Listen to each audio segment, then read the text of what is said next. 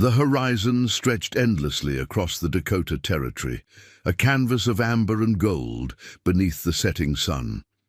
The plains whispered secrets in the tall grass as evening winds carried the scent of sage and wild juniper. Alone on her porch, Emily, Blackwood watched shadows grow long across her farmland, the weight of solitude heavy on her shoulders. Before we jump back in, tell us where you're tuning in from, and if this story touches you, make sure you're subscribed, because tomorrow I've saved something extra special for you. 3 seasons had passed since influenza had taken her husband William. 3 seasons of fighting the land alone, of townspeople's pitying glances, of fending off offers to buy the struggling farm for pennies on the dollar. 3 seasons of learning that grief didn't fade. It simply transformed into something you carried, like calluses on once soft hands. Emily tucked a strand of chestnut hair behind her ear and surveyed what remained of the farm William had promised would bring them prosperity. The wheat field, half the size it should be, the barn leaning slightly from last winter's brutal storms, the chicken coop housing barely enough hens to keep her fed, the well dropping lower with each passing month. Fairview was no paradise. It never had been. But it was hers. She reached for the rifle propped against the porch railing, William's Winchester, which she'd learned to clean but not to shoot with any accuracy. Force of habit made her take it inside each night, though she doubted she'd ever use it. The local Lakota had maintained an uneasy peace with the settlers for years now, and the nearest band kept well beyond the borders of Crooked Creek, some 20 miles north. The dangers Emily faced were more mundane: drought, debt, and the steady drum of solitude. As she turned to head inside, something caught her eye. A shadow where no shadow should be, at the far edge of her property where the wheat field met the sparse woods.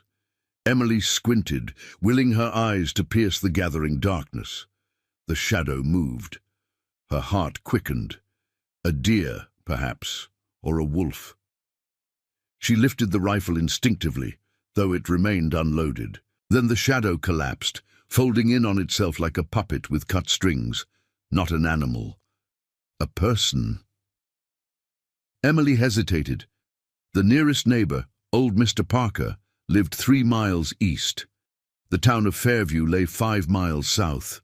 No one had any business being on her land at this hour, and certainly not in that condition. Common sense told her to bar the door and wait until morning. Instead, she lit the oil lantern hanging by the door and stepped off the porch. The tall grass whipped against her skirts as she moved cautiously across the field, lantern held high. 30 yards out, she saw him clearly. A man sprawled on his side, one arm curled protectively across his body. As she drew closer, her steps slowed. The man wore buckskin leggings and a fringed shirt dark with blood. His black hair, braided with small tokens of bone and wood, spilled across the earth. A knife in an ornate sheath remained strapped to his waist, though he made no move to reach for it. His breathing came in shallow gasps. Lakota. Every story she'd heard since childhood rushed back, whispered warnings about raiding parties, captive women, children stolen in the night. Tales passed between settlers around cookfires, repeated in general stores, preached from pulpits. Fear bloomed cold in her chest. The territorial governor had signed a treaty with the Lakota last spring. But treaties were fragile things. Just 2 months ago, a family 40 miles west had been killed when they accidentally settled on sacred ground. Tensions remained high, stoked by newspaper accounts that painted the Lakota as savages waiting to attack. Emily took a step backward. The wounded man's eyes flickered open, dark, pain-glazed, and startlingly aware. They fixed on hers with an intensity that froze her in place. She should leave him. The nearest army outpost was a day's ride away. By the time they arrived, nature would have taken its course. No one would blame her. No one would even know. The man's lips moved, forming words she couldn't understand. Blood seeped from a wound in his side, turning the earth beneath him black in the lantern light. He tried again to speak, then fell silent, eyes still locked on hers. Emily thought of William, dying in their bed while she wiped his brow and prayed for mercy that never came. She thought of her parents, gone before their time to the same fever that swept through so many homesteads. She thought of how it felt to suffer alone. "God help me," she whispered, then set the lantern down and knelt beside him. The wound was deep, a bullet hole just below his ribs, the flesh around it angry and hot to the touch. He flinched when her fingers probed it, but made no sound. Up close, she could see other marks on his body. An old scar across his collarbone, a fresh cut along his jaw, bruises blooming on his forearms. He'd been in a fight, and recently. Emily glanced back toward her house, her sanctuary. If she helped him and anyone found out, her standing in Fairview would crumble. Women alone were already viewed with suspicion. Widows who didn't promptly remarry were considered unnatural, dangerous. Helping a Lakota warrior would mark her as a traitor. The man's breathing grew more labored. His eyes began to close. Emily made her decision. "I'm going to help you," she said clearly, though she knew he likely couldn't understand. "But if you try anything, I'll leave you to die where you lie." She tucked the lantern handle over her arm, then hooked her hands under his shoulders and pulled. He was heavier than she expected, solid muscle beneath the buckskin. His wound reopened with the movement, fresh blood slicking her hands. She gritted her teeth and kept pulling, one agonizing foot at a time. It took nearly an hour to drag him to the barn. Emily's arms burned, sweat plastered her hair to her face, and blood stained her dress beyond saving. The man had lost consciousness halfway through, which made the work harder, but somehow less frightening. Inside the barn, she spread clean straw on the floor of an empty stall and rolled him onto it. In the better light, she could assess his wound properly. The bullet had gone clean through, which was both blessing and curse. No need to dig for it, but 2 wounds instead of 1 to tend. She fetched water from the well, half a precious bucket's worth, along with her small medicine kit, clean rags, and a bottle of William's whiskey, untouched since his death. When she returned, the Lakota man was awake again, watching her with guarded eyes. "I need to clean this," she said, gesturing to his wound. "It's going to hurt." He didn't respond, but when she reached for his shirt, he didn't stop her. She cut away the bloody fabric with kitchen shears, exposing the full damage. The bullet had missed vital organs, or he'd have been dead already, but infection would kill him sure as sunrise if the wound wasn't treated. Emily poured whiskey over her hands, then over the wound. The man's body went rigid, a harsh breath escaping through clenched teeth, but still he made no sound. She worked quickly, cleaning both entry and exit wounds, then preparing a poultice of yarrow and thyme from her garden.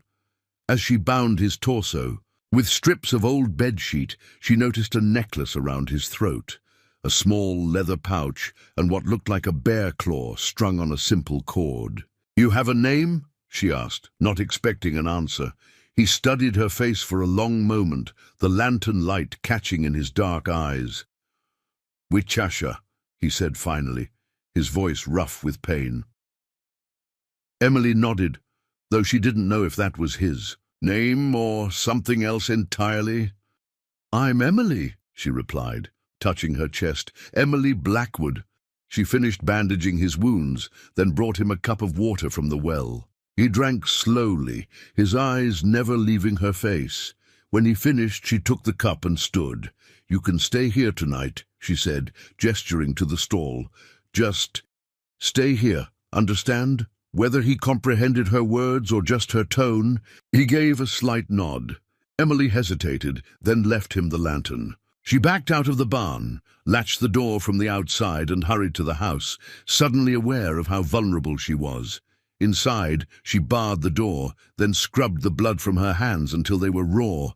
Her mind raced with the consequences of what she'd done. If the sheriff found out, if the townspeople learned she was harboring a Lakota, especially with tension so high, They might run her off her land. They might do worse. Sleep eluded her. Emily sat up, cleaning her rifle, loading it for the first time since William died, though her hands shook so badly she doubted she could hit anything she aimed at. Every creak of the house settling made her jump. Every rustle of wind through. The trees sounded like approaching riders. Dawn found her red-eyed and exhausted, the rifle across her lap. She peered through the window toward the barn, half expecting to find it empty, the Lakota man gone like a fever dream. But the barn stood quiet, undisturbed. Emily dressed quickly and tied her hair back, tucking a small knife into her boot, a final, desperate measure if things went wrong. She unbarred the door and stepped outside, rifle in hand. The morning air was cool, dew sparkling on the grass. Birds called from the trees, and somewhere in the distance a fox barked. Everything looked so normal, so peaceful, she could almost believe she'd imagined the previous night's events. The barn latch remained as she'd left it. Emily took a deep breath, then slid it open and stepped inside, rifle ready. Wichasha sat exactly where she'd left him, his back against the stall wall, legs crossed beneath him. The lantern had burned out, but morning light filtered through the barn slats, illuminating him in strips of gold. Blood had seeped through. The bandages, but less than she'd feared. His dark eyes tracked her movement. "You're still here," she said, unable to keep the surprise from her voice. "Preparing and narrating this story took us a lot of time, so if you are enjoying it, subscribe to our channel. It means a lot to us. Now back to the story." He didn't respond, but his gaze flickered to the rifle in her hands. Emily hesitated, then lowered it, though she kept her finger near the trigger. "Are you hungry?" she asked, miming eating. After a moment's consideration, he nodded once. Emily retreated to the house and returned with cornbread, dried apple slices, and more water. She set these before him and stepped back, maintaining distance. Wichasha examined the food carefully before eating, his movements measured, despite obvious hunger. As he ate, Emily noticed details she'd missed in the night's chaos. He was younger than she'd first thought, perhaps 30, with a strong jaw and high cheekbones. His hands, though calloused from a warrior's life, moved with surprising grace. A small tattoo marked the inside of his right wrist, 3 simple lines intersecting. "Who shot you?" she asked, knowing he wouldn't understand, but needing to break the silence. He paused, studied her face, then set down the cornbread. "Bluecoats," he said, the English word awkward on his tongue. Emily's eyes widened. "Soldiers? U.S. Army soldiers shot you?" He nodded, then said something in Lakota, gesturing to the north and making a slashing motion across his throat. The meaning was clear enough. The army was attacking his people. Cold dread settled in Emily's stomach. If he was fleeing army action, helping him could be considered treason. The army had been pushing the Lakota further west for years, confining them to ever-shrinking territories as settlers poured in. Resistance was met with brutal force. "Why were you on my land?" she asked, pointing to him, then to the ground. Wichasha seemed to understand. He pantomimed riding a horse, then falling, clutching his side. "You were escaping," Emily said. "Your horse threw you." He nodded again, then spoke a few words in Lakota, touching his bandaged side, then gesturing to her. Though she couldn't understand. The words, the sentiment was clear, gratitude for her help. Emily took a deep breath. "You can stay until you're stronger," she said slowly. "A day or two, then you have to go." Before he could respond, a sound froze them both. Hoofbeats approaching fast. Emily's heart leapt to her throat. She rushed to the barn door and peered out. Dust rose from the road leading to her farm, kicked up by at least half a dozen riders. "Someone's coming!" she hissed, turning back to Wichasha. "You need to hide." The Lakota warrior was already on his feet, moving with surprising steadiness despite his wound. He retrieved his knife from where she'd placed it with his torn shirt, then glanced around the barn, assessing hiding places. Emily pointed to the hayloft. "Up there, Quick! He scaled the ladder with difficulty, pain evident in every movement, but managed to disappear into the hay just as the riders entered the yard. Emily smoothed her skirts, tried to calm her racing heart, and stepped outside, closing the barn door behind her. Sheriff Thomas Miller led the group, flanked by his deputy and 4 townsmen, all armed. Their horses were lathered, ridden hard. The sheriff's face was grim beneath his hat brim. "Morning, Mrs. Blackwood," he called, dismounting with a grunt. At 45, the sheriff was still a powerful man, though drink had softened his once hard frame. Awful early for a social call. "Sheriff," Emily acknowledged, keeping her voice steady. "What brings you out this way?" Miller's eyes scanned the farm, lingering on the barn door behind her. "Army patrol came through Fairview last night, said they wounded a Lakota scout near Crooked Creek. Been tracking him since. Trail leads in this direction." "I haven't seen anyone," Emily said, meeting his gaze directly. "Been keeping to myself, as usual."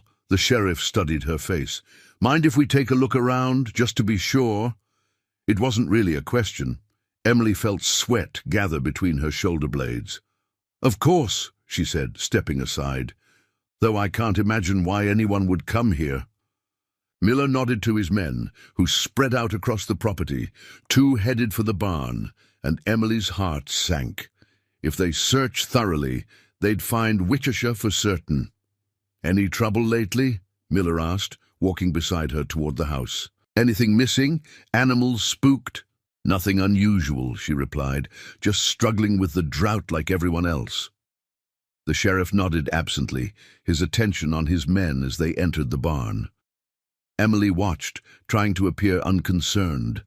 As they disappeared inside, "You know," Miller said, his voice casual but his eyes sharp, "helping a Lakota would be a serious offense, especially one running from the army." "I'm well aware of the law, Sheriff," Emily replied, forcing her voice to remain calm. "Just making sure. Some women alone get confused about where their loyalties should lie." Before Emily could respond to the thinly veiled insult, shouts erupted from the barn. Her blood ran cold. The deputy emerged, waving to the sheriff. "Found something?" he called. Emily's legs felt leaden as she followed Miller to the barn. Inside, the deputy pointed triumphantly to a dark stain on the straw where Witchesha had spent the night. "Blood. Someone was here," the deputy said, looking at Emily with naked suspicion. "Recently. I butchered a chicken yesterday," she said without hesitation. "Right there." "Mighty big stain for one chicken," Miller observed, crouching. "To examine it, check the loft." The deputy called to the other men. Emily's heart pounded so hard she was certain they could hear it. She watched, frozen, as one of the townsmen climbed the ladder. A long moment passed as he searched the hay above. Emily held her breath. "Nothing." "Up here," the man finally called down. "Just old hay and mouse nests." Relief flooded her, quickly followed by confusion. Where had Witchesha gone? Miller straightened, dusting straw from his knees. "Well, seems the trail's gone cold. He must have cut through your property during the night." "I told you," Emily said, finding her voice. "I haven't seen anyone." The sheriff gave her a long look. "If you do, you send a word immediately. These aren't peaceful times, Mrs. Blackwood. The Lakota are getting desperate, and desperate men do desperate things." "I can take care of myself," she replied, more sharply than intended. Miller's mouth tightened. "Your husband's been gone, 9 months now? Might be time to consider your options. Fairview's no place for a woman alone." It was the same conversation they'd had 6 times since William's death. The sheriff had made it clear he considered himself a suitable replacement, a notion Emily found increasingly repulsive. "I'll keep that in mind," she said stiffly. The men mounted up shortly after, finding no further evidence of the wounded warrior. Emily stood on her porch, watching until they disappeared down the road, dust settling in their wake. Only then did she exhale fully, her shoulders slumping with relief. She returned to the barn, searching for any sign of where Witchesha might have hidden. The loft was empty, As the townsman had reported, the stalls revealed nothing. It was as if he'd vanished into thin air. "Wichasha?" she called softly, feeling foolish. Movement caught her eye, a shadow detaching itself from behind the big water barrel in the corner. The Lakota warrior stepped forward, his face impassive. He must have slipped out of the loft and hidden while the sheriff was questioning her outside. "They're gone," Emily said, gesturing toward the road. "But they'll be back. You need to leave, as soon as you can." Wichasha nodded, then to her surprise spoke in halting, accented English. "When night comes," he said, touching the bandage at his side. "I go." Emily stared, startled by his grasp of her language. "You speak English?" A ghost of a smile touched his lips. "Some listen more than speak. Why didn't you say something before? Watch, learn." He studied her face. "See heart." Emily wasn't sure what to make of that. "What will you do? Where will you go?" His expression closed. "My people, north." "The army's looking for you," she warned. "They'll kill you if they find you." Wichasha's dark eyes held hers. "Already know. Death. Not afraid." An unsettling quiet fell between them. Emily realized she was still clutching the rifle, though it hung loosely in her hands now. She leaned it against the barn wall, a gesture of trust she wasn't entirely sure was wise. "You need to rest if you're leaving tonight," she said finally. "I'll bring more food later." He inclined his head slightly.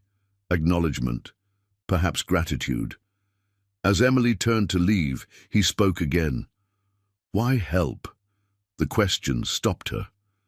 She looked back at him, this man who represented everything she'd been taught to fear, who now stood in her barn because she couldn't bring herself to let him die alone in her field.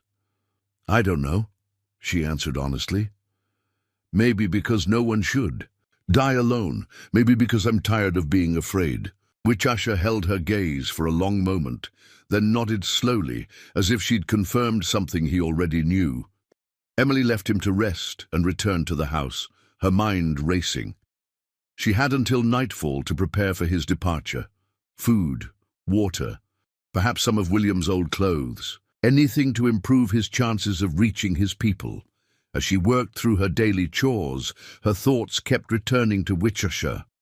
Who was he to his people? Why had the army been pursuing one man with such determination? The questions circled in her mind, unanswerable. The afternoon sun beat down mercilessly as Emily tended her small vegetable garden. The soil was too dry, the plants wilting despite her care. Like everything else in her life, the garden was failing by inches. She straightened, wiping sweat from her brow, and gazed north toward the distant hills where Wichasha would soon be heading. Then she saw it, a plume of dust on the horizon, larger than before.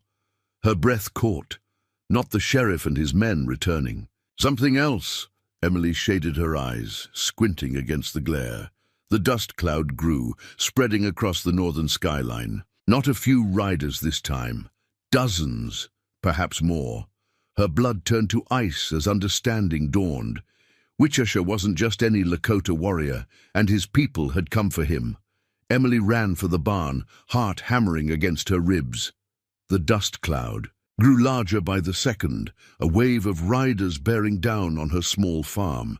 She burst through the doors to find Wichasha already on his feet, his face grim but unsurprised. "Your people," she demanded, gesturing frantically toward the horizon. He moved past her to the barn door, studying the approaching riders with narrowed eyes. After a moment he nodded. "Wikasa Itankan comes," he said. "The chief, my father." Emily's knees nearly buckled. "Your father is their chief?" Wichasha turned to her, his expression solemn. "I am Setan Mani, Walking Hawk, son of Chief Grey Thunder." The implications crashed over Emily like ice water. She hadn't helped just any Lakota warrior. She'd saved the son of a powerful chief, a man the U.S. Army had tried to kill. She'd inserted herself into a conflict far beyond anything she could handle. "What will they do?" she whispered. Wichasha Ketanmani considered her question. Depends on what they find. What does that mean? Instead of answering, he reached for the bear-claw necklace around his throat and removed it carefully. He held it out to her, the polished claw gleaming in the barn's dim light. Take, he said. Emily hesitated, then accepted it, the leather cord warm from his skin. Why? Protection, he replied simply. My father will see, before she could ask. More questions. The ground began to vibrate beneath her feet. The riders were close now, close enough that she could hear the thunder of hooves, the jingle of metal, the soft creak of leather. Emily clutched the necklace tightly and followed.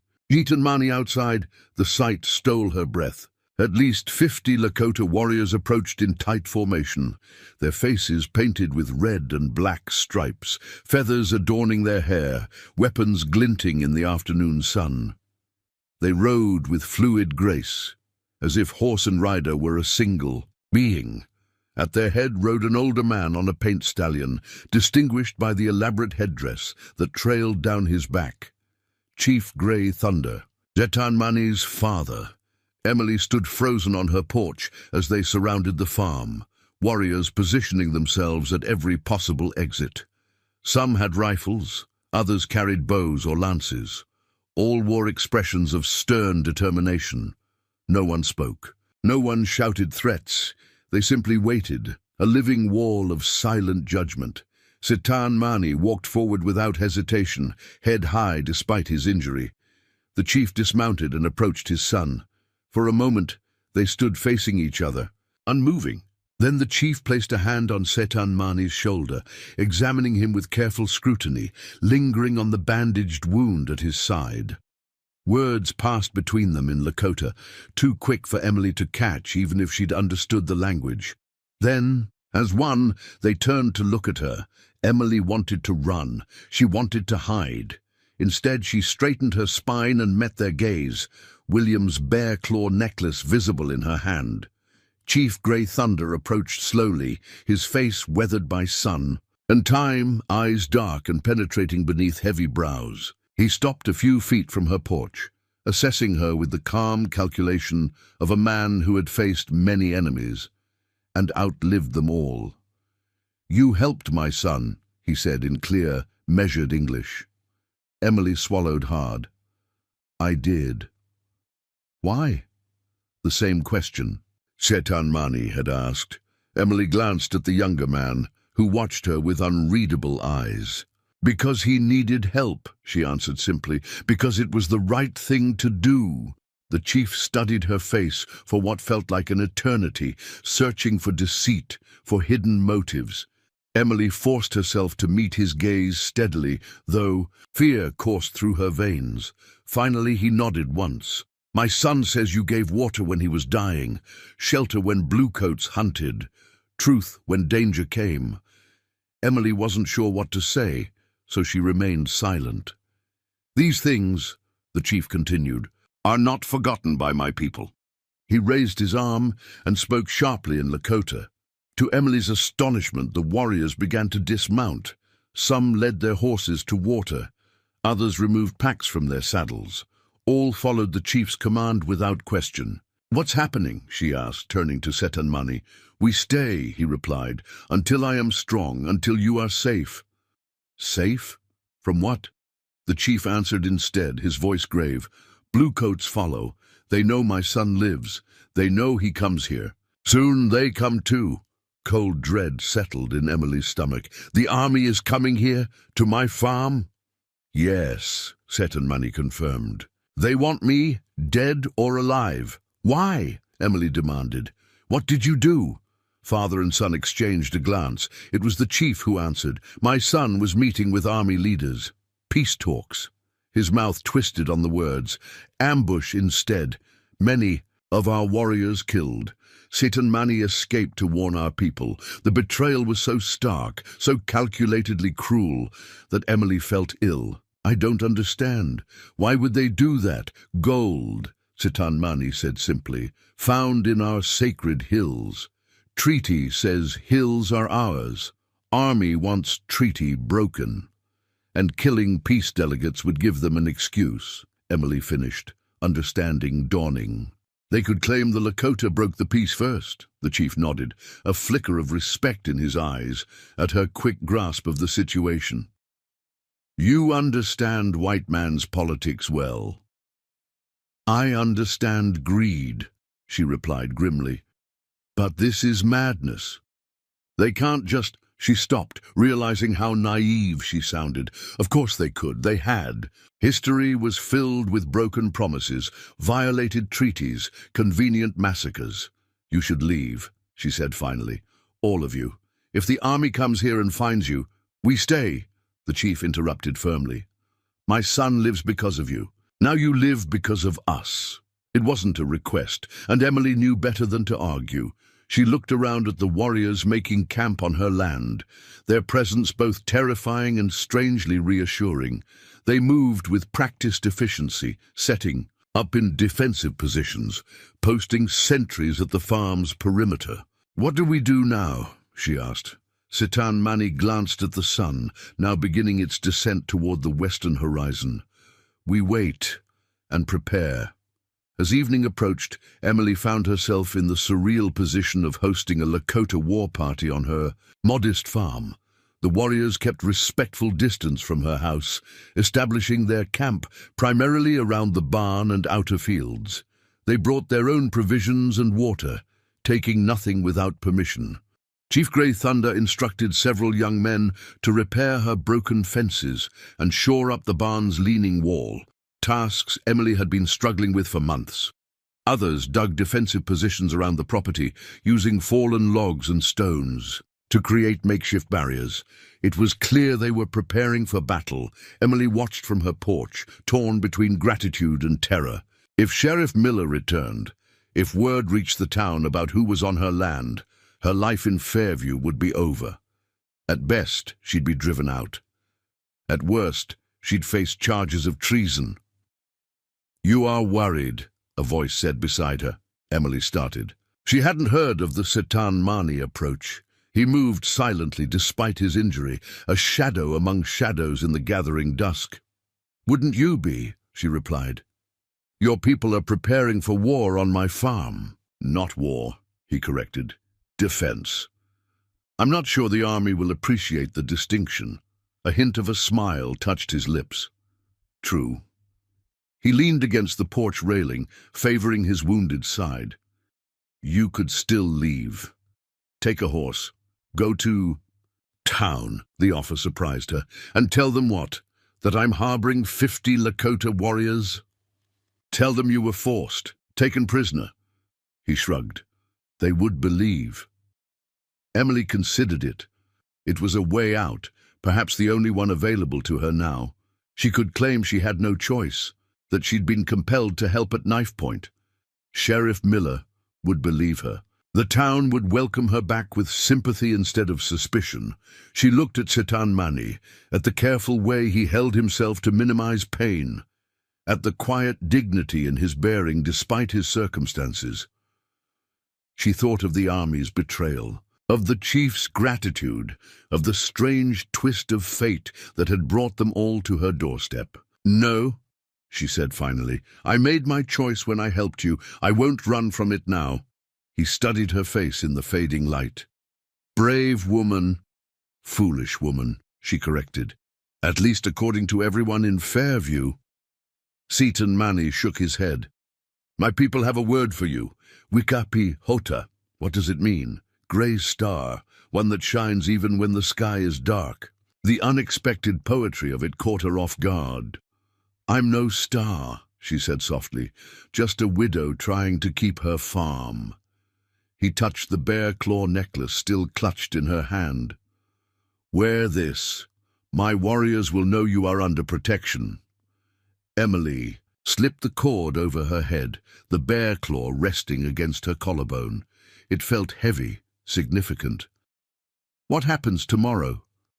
We will see, he replied, gazing toward the darkening horizon. Night has many dreams.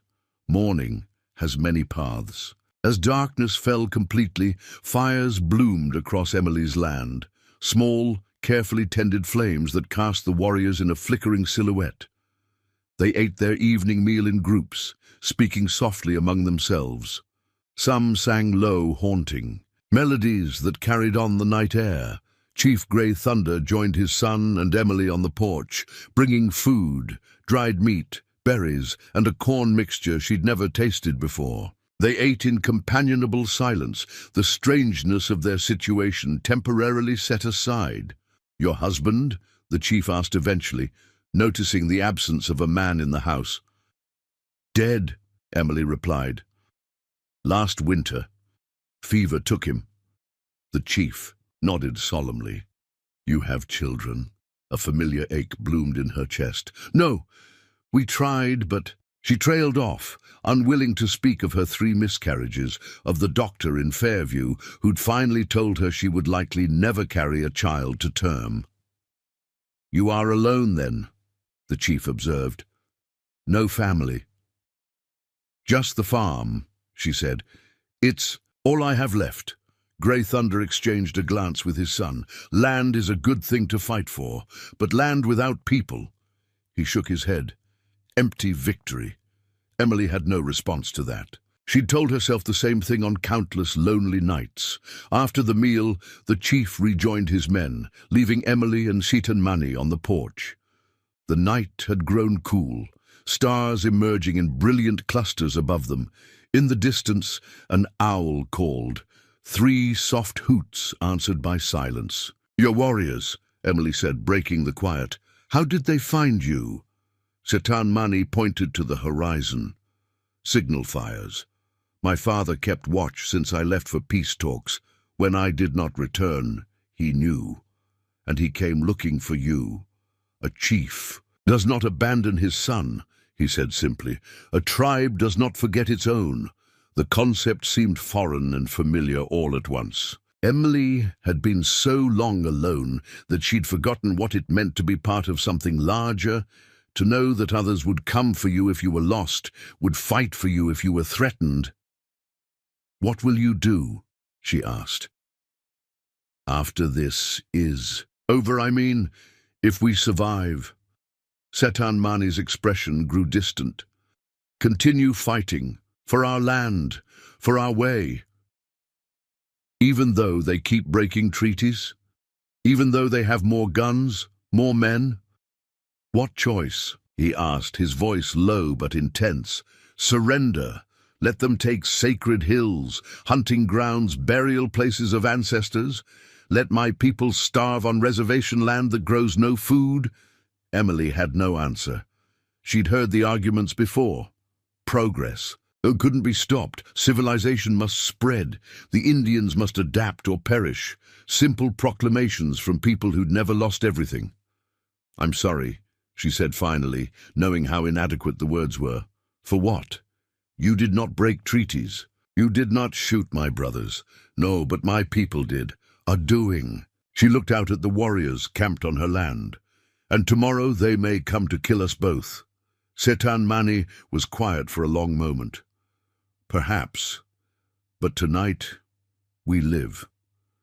He stood, wincing slightly at the pull on his wounded side. "You should sleep." "Tomorrow comes quickly," Emily nodded, suddenly aware of her bone-deep exhaustion. "What about you?" "I will watch, with my men." She wanted to argue that he needed rest to heal, but the determination in his eyes told her it would be futile. This was his way. To stand with his warriors despite his pain, to keep vigilance despite his wounds. "Good night, then," she said softly. He inclined his head. "Good night, Wikapihota." Emily slept fitfully, waking at every unusual sound. Just before dawn, she jolted awake completely, her heart pounding. For a moment, she couldn't identify what had disturbed her. Then she heard it, a low whistle from outside, followed by urgent voices. She threw on her dress and hurried to the window. In the grey pre-dawn light, she saw warriors moving with swift purpose, gathering weapons, mounting horses. The chief, stood with several elder warriors, pointing toward the eastern road. Emily grabbed her shawl and rushed outside. Ket and Mani intercepted her at the door. "Scouts see dust," he said without preamble. "Many riders are coming. Bluecoats." Fear clutched at her throat. "How many?" 24, maybe more. With a wagon. Cannon, perhaps. A military detachment with artillery. Far more than would be sent to capture a single escaped warrior. This was a force meant to deliver a message, a brutal one. "What do we do?" she asked, fighting to keep her voice steady. Setan Mani's face was resolute. "You go inside. Bar doors. Stay away from windows. And you? We fight. Draw them away from the farm if possible." "They'll kill you," she said, sudden desperation in her voice. "All of you. You're outnumbered, and if they have a cannon—" "We know how to fight bluecoats," he replied calmly. "Been doing it for many seasons." Emily grabbed his arm. "This is my farm, my home. I should have a say in what happens here." Something flickered in his eyes. Respect, perhaps, or understanding. "What would you say then?" she thought quickly. "The army doesn't know you're here yet. They're coming because they think you might be, or because someone reported seeing your warriors, but they don't know for certain. So we could surprise them, set a trap rather than meeting them head-on." Setan. Mani studied her face. "What kind of trap?" "Let me talk to them first," she said, the plan forming as she spoke. "I'll tell them I haven't seen any Lakota, that the sheriff already searched my farm yesterday. While they're focused on me, your warriors can position themselves around the property." He frowned. "Dangerous for you." "Less dangerous than open warfare," she countered. "They won't harm a white woman without provocation. Not with witnesses." Setan Mani considered this, then nodded. "I will speak with my father." He left her on the porch, crossing quickly to where the chief stood with his war council. Emily watched as they conferred, the chief's gaze occasionally flicking to her. Finally, after what seemed an eternity, Setan Mani returned. "My father agrees," he said, "with conditions." "What conditions?" "Warriors hide, but close. If soldiers threaten you, we attack." His eyes were hard. "No negotiation on this." Emily nodded. "Fair enough. And if they demand to search the farm, we will be gone. From sight, not from reach." The warriors moved with remarkable speed and discipline. Within minutes, they had extinguished all fires, removed all obvious signs of their presence, and disappeared into the surrounding terrain. Some concealed themselves in the tall grass. Others took positions in the sparse trees that bordered her property. A few even climbed onto the barn roof, lying flat against the weathered wood. Chief Grey Thunder approached Emily before joining his men. "Brave plan," he said, "but army men do not always honor words to women." "Be careful." "I will," she promised. "If things go wrong," he continued, "run to the woods, east side. My warriors wait there to protect you." The kindness of this provision, that in their battle planning they had designated men specifically to ensure her safety, touched Emily deeply. "Thank you," she said. The chief nodded once, then melted away into the landscape with surprising stealth for a man his age. Setan Mani was the last to disappear. "Remember," he said quietly, "you are Wikapi Hota, Grey Star. Stand tall." Then he, too, was gone, and Emily stood alone on her porch as the first rays of sunlight crested the eastern hills. In the distance, she could see the dust cloud approaching, army blue appearing through the morning haze, horses and men and, yes, a wagon that likely carried a small cannon. She took a deep breath, adjusting the bear claw necklace so it was visible. At her throat, her heart hammered in her chest, but her hands were steady. Whatever happened next, she had made her choice. She would not abandon those who had come to protect her, just as she had not abandoned a wounded man in her field. The soldiers approached in disciplined formation, rifles at the ready. At their head rode a young lieutenant, his uniform pristine, his face set in determined lines. Behind him, sergeants barked orders as they established a perimeter around the farm. Emily stepped forward, forcing her expression into one of innocent confusion. She clutched her shawl around her shoulders and walked to the edge of her yard as the lieutenant dismounted. "Ma'am," he said, removing his hat briefly. "Lieutenant James Foster, United States Army. Are you the owner of this property?" "I am," Emily replied.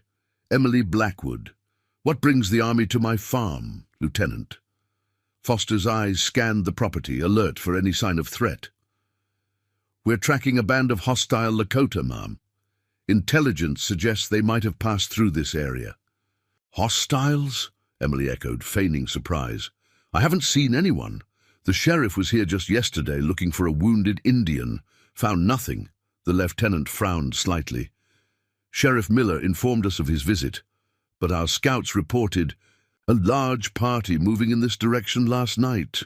"Well, they didn't come here," Emily said firmly. "I've been alone, as usual." Foster studied her face, skepticism evident in his eyes. "You live here alone, Mrs. Blackwood?" "I'm a widow, Lieutenant.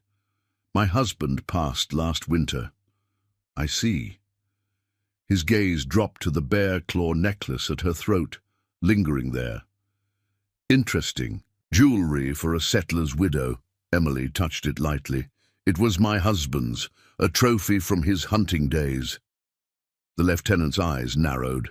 "With respect, ma'am, that's a Lakota warrior's talisman, not something a white man would typically wear." Emily's heart skipped a beat, but she kept her expression neutral.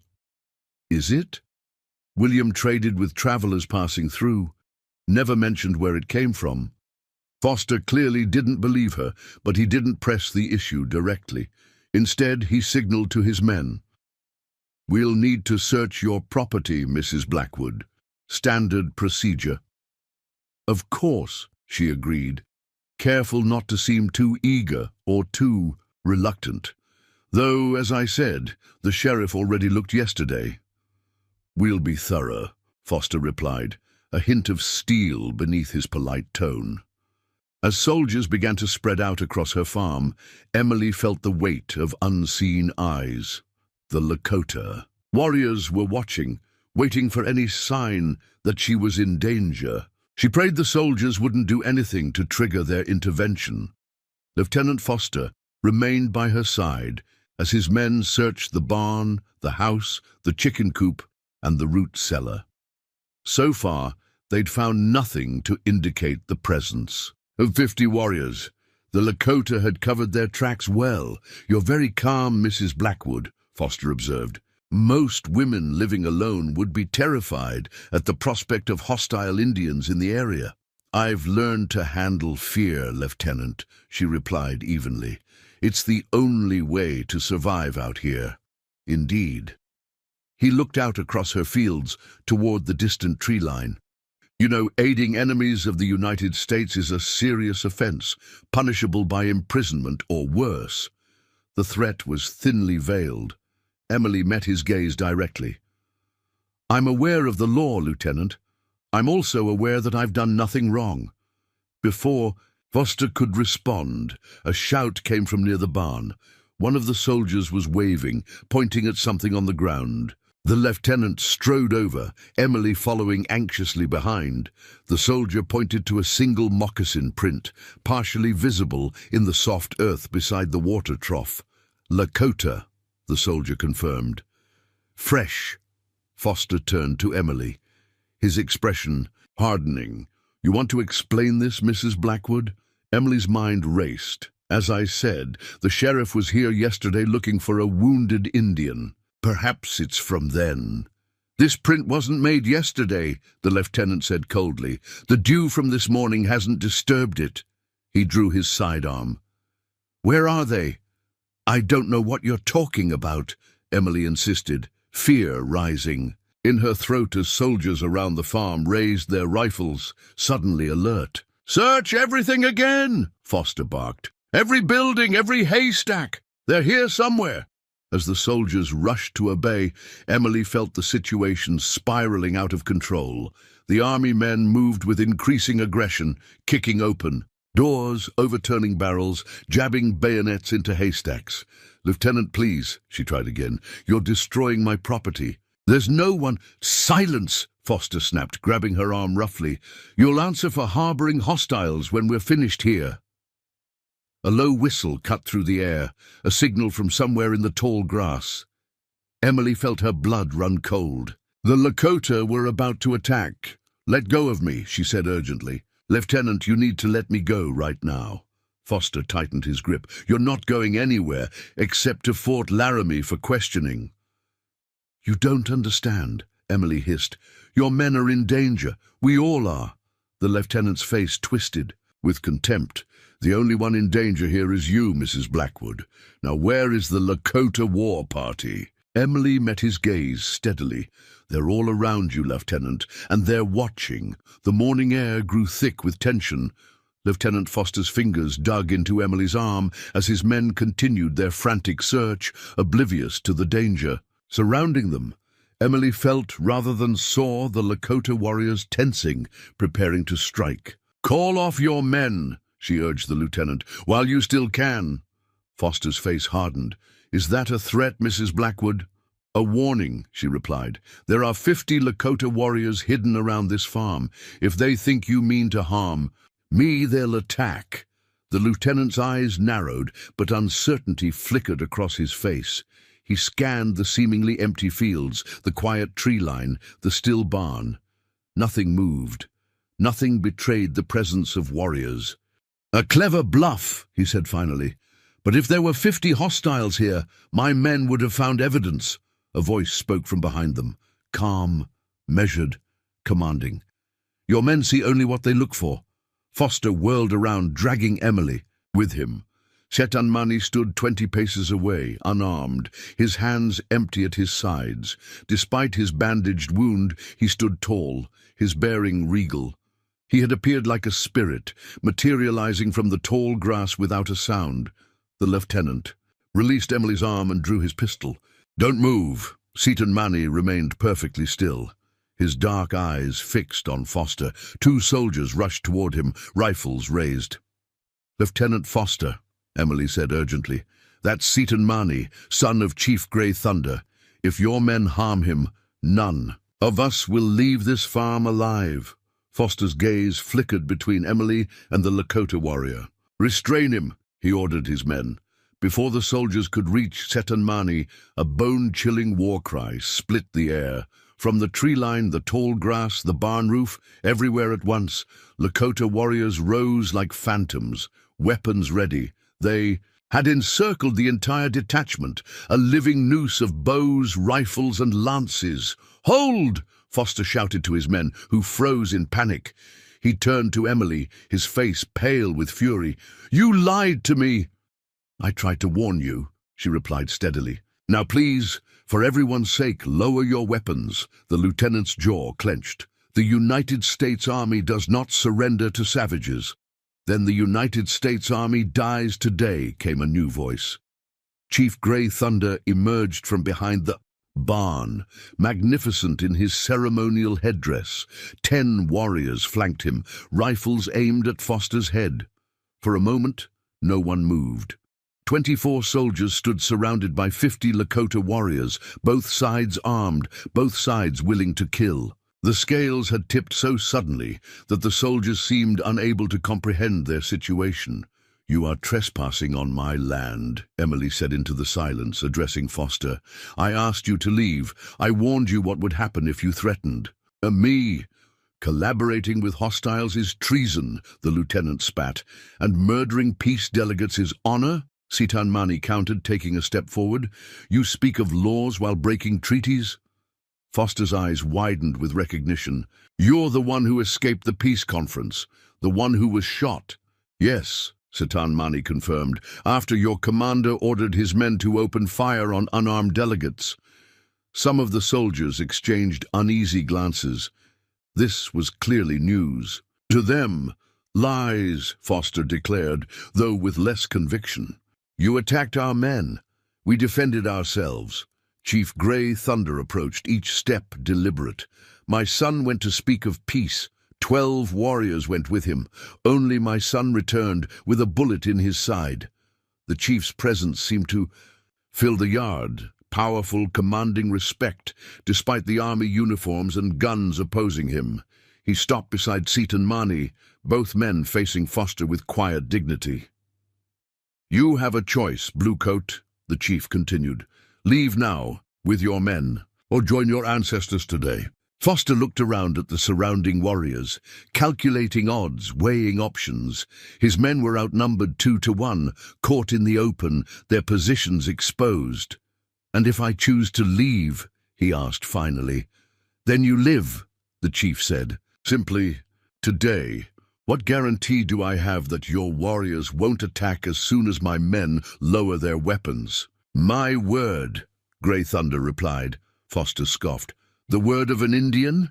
Emily stepped forward. "And mine, Lieutenant. The word of a white woman, if that matters more to you." The lieutenant studied her with contempt. "Your word means nothing. You've already proven yourself a traitor." "I've proven myself human," she countered. "Something you might try." A tense silence followed. The sun climbed higher, beating down on the standoff. Sweat beaded on soldiers' foreheads. No one moved.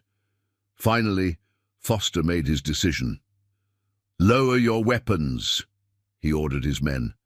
Slowly, the soldiers obeyed reluctantly, lowering rifles, eyes darting nervously to the surrounding warriors. Lakota made no move to attack, maintaining their positions. "We're leaving," Foster announced. "But this isn't over, Mrs. Blackwood. The army will return in greater numbers. And you," he looked at Seton Mani with undisguised hatred, "you will answer for the deaths of our men." "As will you," Seton Mani replied evenly, "for the deaths of mine." Foster turned to his men. "Mount up. Maintain formation. No sudden movements." The soldiers backed toward their horses, keeping the Lakota warriors in view. They mounted awkwardly, tension evident in every line of their bodies. Foster was the last to mount, his eyes never leaving Emily. "You've chosen your side," he said, coldly. "Remember that when the consequences come." With that final threat, he wheeled his horse around and led his men down the road away from the farm. The Lakota warriors maintained their positions until the last soldier had disappeared from sight. Only then did Chief Grey Thunder lower his hand, a signal for his men to stand down. The tension broke like a fever, warriors lowering weapons, exchanging glances of grim satisfaction. Emily's knees gave way. She sank onto the porch steps, the full weight of what had just transpired crashing down on her. They had faced down the United States Army and survived. For now, Seton Mani approached, concern evident in his eyes. "You are not hurt?" She shook her head. "No, just realizing what we've done." "What you have done," he corrected gently, "is to stand for truth." "The army will be back," she said. "Foster won't let this humiliation stand." "We know." He sat beside her on the steps, wincing slightly as the movement pulled at his wound. "But not today. Today, we have victory." Victory seemed too strong a word for their precarious situation. But Emily didn't argue. Instead, she watched as the Lakota warriors resumed their positions around the farm, preparing for a potential return of the soldiers.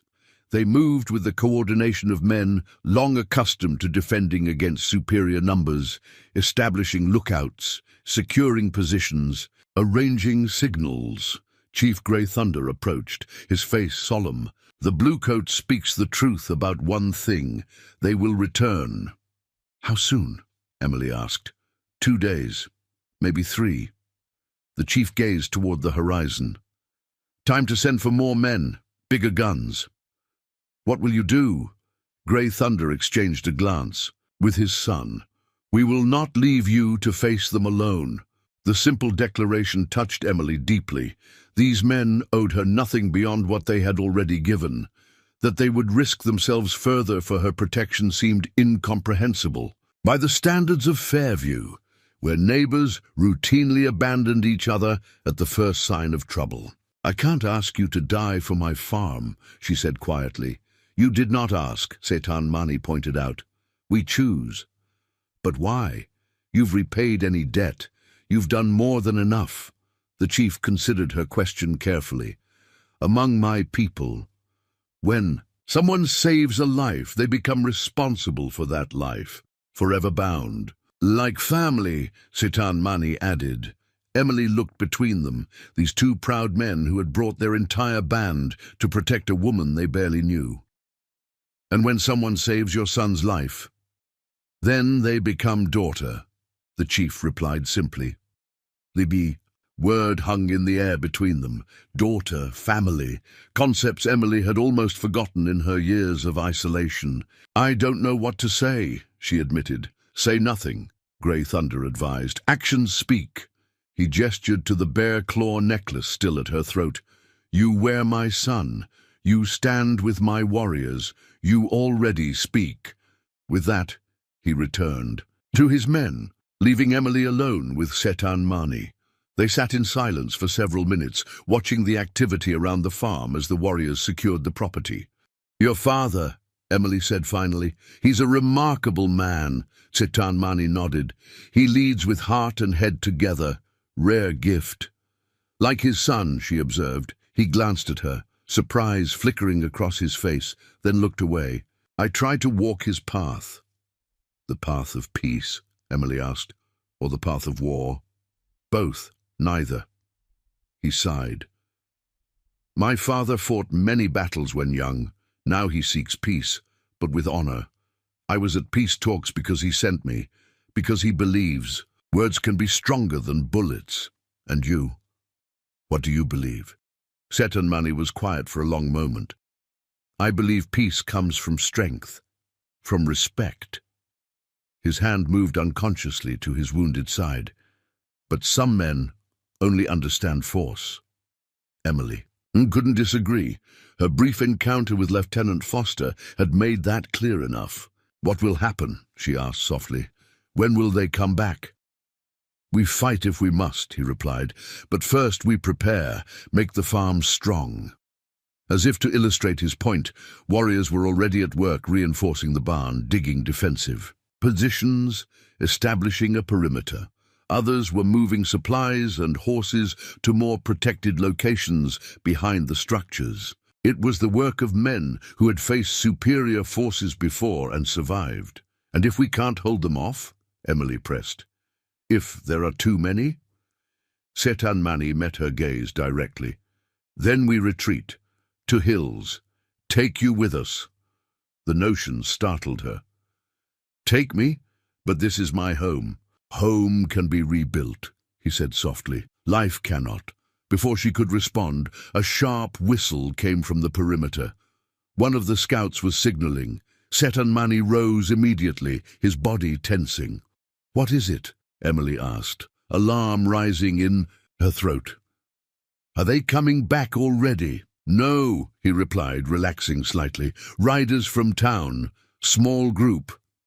Emily's heart sank. Now what? Had someone from Fairview seen the army detachment heading toward her farm? Had they come to investigate? She squinted toward the road. 5 riders approached at a steady pace, and at their head the unmistakable figure of Sheriff Miller. "Perfect. Just what they needed. It's the sheriff," she told Setan Mani. "And some men from town." He frowned. "Same men who searched for me before?"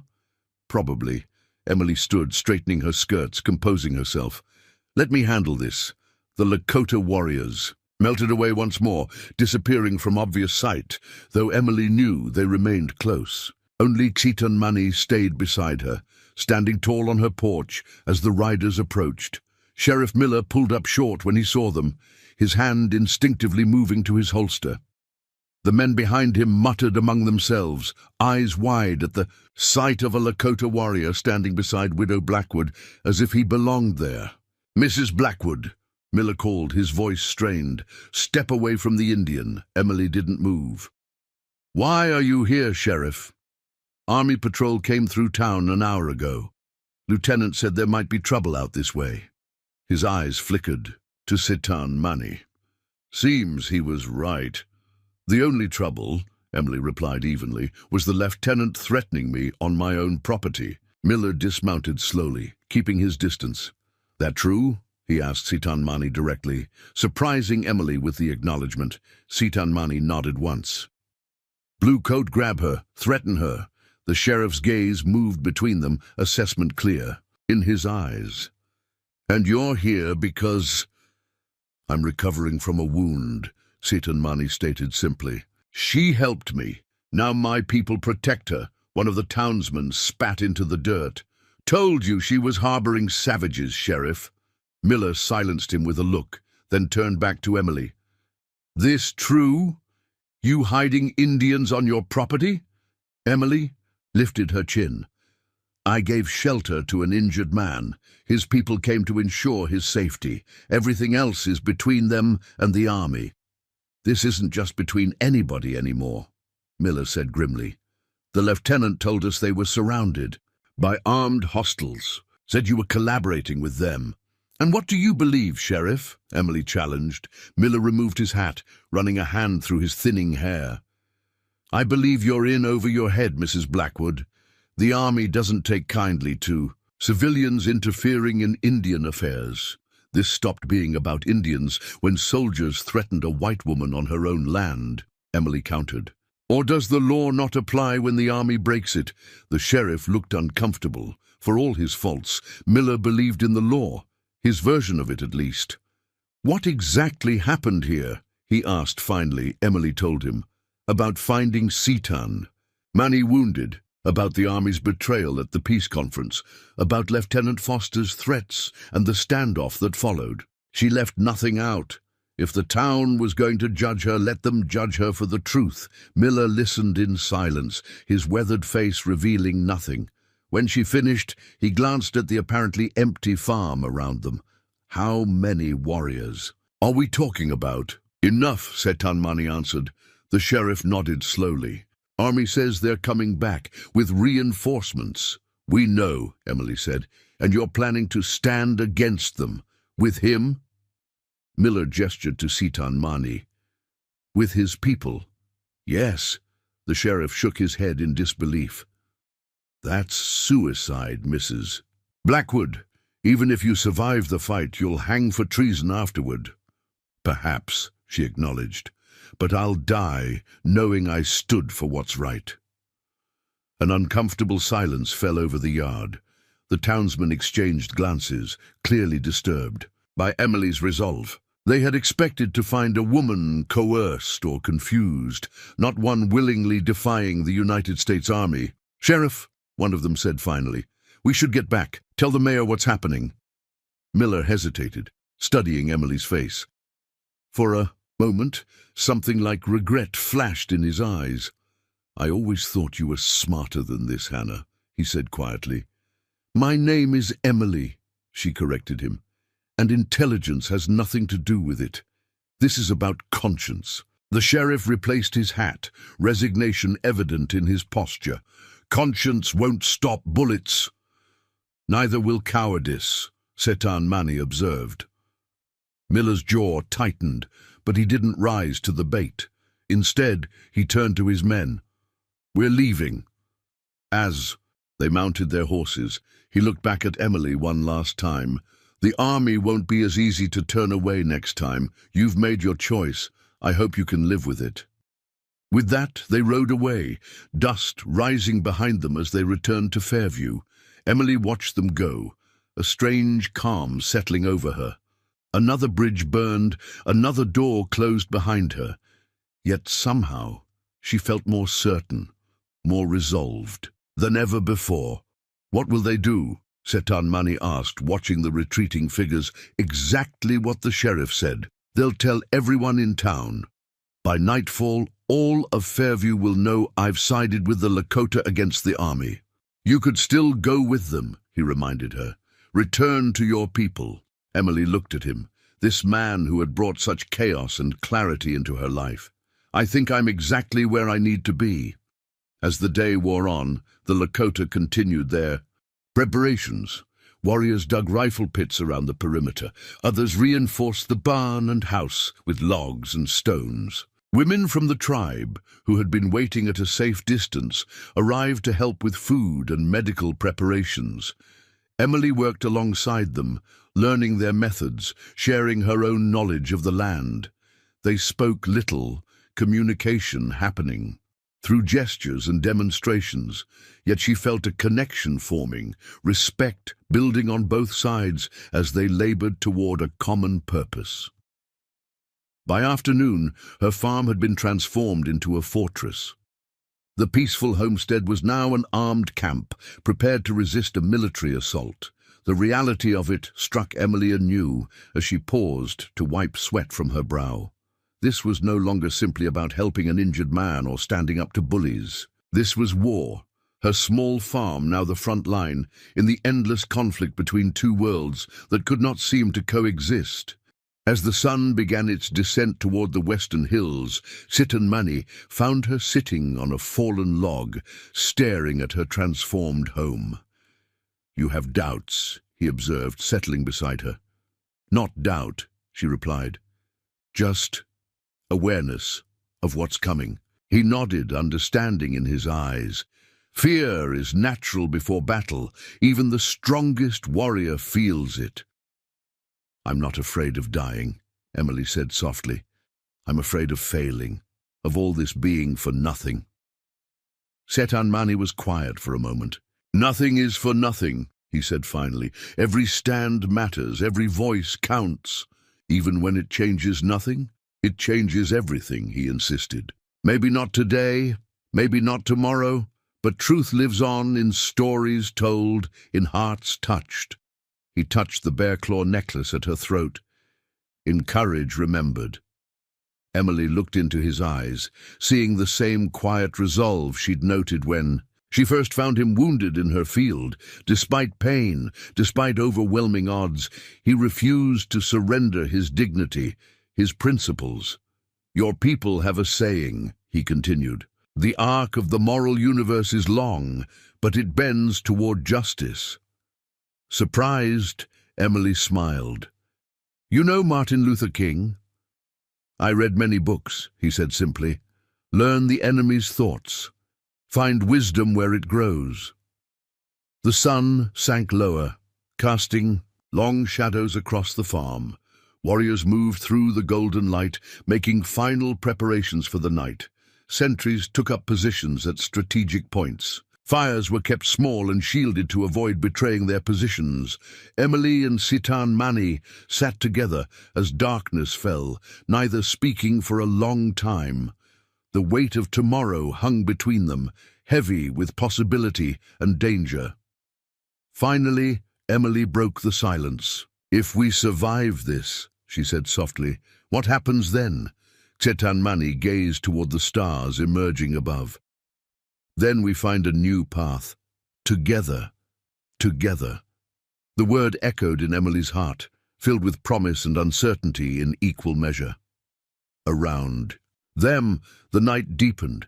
Somewhere in the darkness, a wolf howled, a lonely sound that carried across the plains.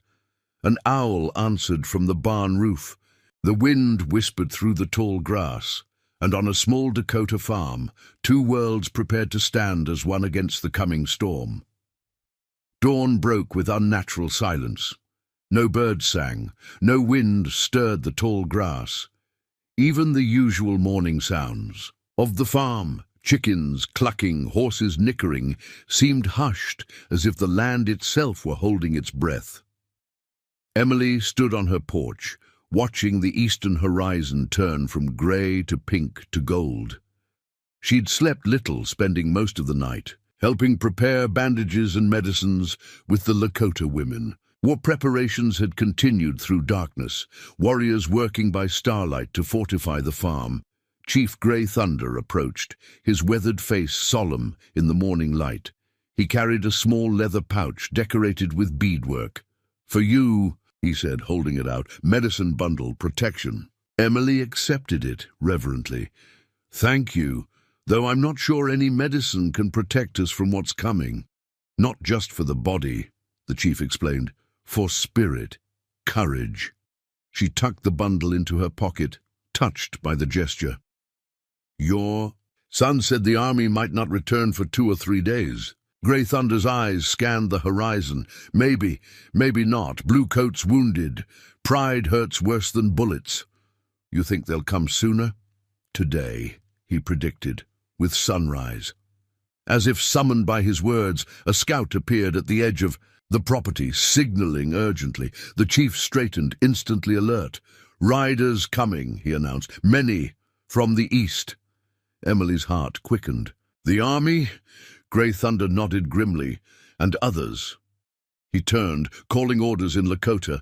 Warriors moved with practiced efficiency to their positions, disappearing from view, though Emily knew they surrounded the farm. Setan Mani emerged from the barn, bow in hand. Despite his wound, he moved with fluid grace, joining them on the porch. "How many?" he asked his father. "Too many to count from a distance," the chief replied. "Maybe 30 soldiers, and townsmen." Emily's stomach dropped. "Townsmen? From Fairview?" The chief nodded. "Sheriff brings them many guns." So Miller had rallied the town against her. Emily had expected the army's return, but the betrayal of her neighbors cut deeper than she'd anticipated. These were men she'd known for years, men who'd attended her husband's funeral, who'd tipped their hats to her in the general store. "Let me talk to them," she said suddenly, "before any fighting starts." Setan Mani frowned. "Too dangerous. More dangerous not to try," she countered. "These are my neighbors. Maybe I can make them understand." Chief Grey Thunder studied her face. "Words rarely change hearts filled with fear." "But sometimes they do," Emily insisted. "Please, if there's any chance to avoid bloodshed, I have to try." Father and son exchanged a glance. Finally, the chief nodded. "You may speak, but from here," he gestured to the porch. "Not closer." "Thank you," Emily said, relief washing through her. She turned to Setan Mani. "Will you stand with me?" Something flickered in his eyes. Surprise, perhaps, or respect. Always. They didn't have long to wait. Within minutes, the approaching force crested the rise east of the farm, a line of blue uniforms interspersed with civilian clothing. Emily counted at least 40 men total, more than anticipated. Lieutenant Foster rode at the front, alongside Sheriff Miller. Behind them came a wagon bearing what Emily recognized with dread as a small mountain howitzer. The force halted just beyond rifle range. Foster and Miller continued forward alone, stopping about 30 yards from the house. "Mrs. Blackwood," Foster called, his voice carrying across the morning stillness. "This is your final opportunity to surrender yourself to lawful authority." Emily stepped to the edge of the porch, Setan Mani, a silent presence beside her. "I've broken no law, Lieutenant. This is my property, and you're trespassing. You're harboring hostiles and obstructing military operations," Foster countered. "That's treason, punishable by hanging." Sheriff Miller removed his hat. "Emily, please, think about what you're doing. These men aren't your friends. They'll use you and leave you to face the consequences." "Like the town has used me," she replied, evenly, "taking my eggs and milk at half price because I'm a widow, offering to buy my land for pennies when times got hard. At least the Lakota have been honest about their intentions." Miller's face flushed. "That's not fair." "None of this is fair, Sheriff." Emily gestured toward the armed men behind him. "Are these the same neighbors who refused to help when my well ran dry last summer? The same men who crossed the street to avoid talking to that poor widow woman?" Some of the townsmen shifted uncomfortably in their saddles. "This isn't about neighborliness," Foster cut in impatiently. "This is about the law, about loyalty." Whose law? Setan Mani spoke for the first time, his voice strong and clear. The law that breaks treaties? The law that kills unarmed peace delegates? Foster's face hardened. I won't debate with a savage. Then debate with me, Emily challenged. Explain why the army ambushed peace talks. Explain why you're so desperate. To kill a man who escaped that massacre. Murmurs rippled through the townsmen. This clearly wasn't the story they'd been told. Those are Indian lies, Foster snapped. The hostiles attacked our men. We defended ourselves. Then why did you shoot him in the back? Emily demanded. I treated his wound, Lieutenant. The bullet entered from behind. More murmurs. Sheriff Miller glanced at Foster, a flicker of doubt crossing his face. Enough, Foster declared. I have my orders. Either surrender the hostiles and yourself, or we'll take this farm by force. Emily took a deep breath, aware of the weight of the moment. I won't surrender innocent people to a man who ambushes peace delegates, and I won't leave my home. Foster's jaw tightened. Then their blood is on your hands. He turned his horse, signaling to his men. Wait, called a new voice. Everyone turned to see an older man push forward from among the townsmen. Arthur Parker, Emily's nearest neighbor. He rode toward the house, ignoring Foster's order to stay back.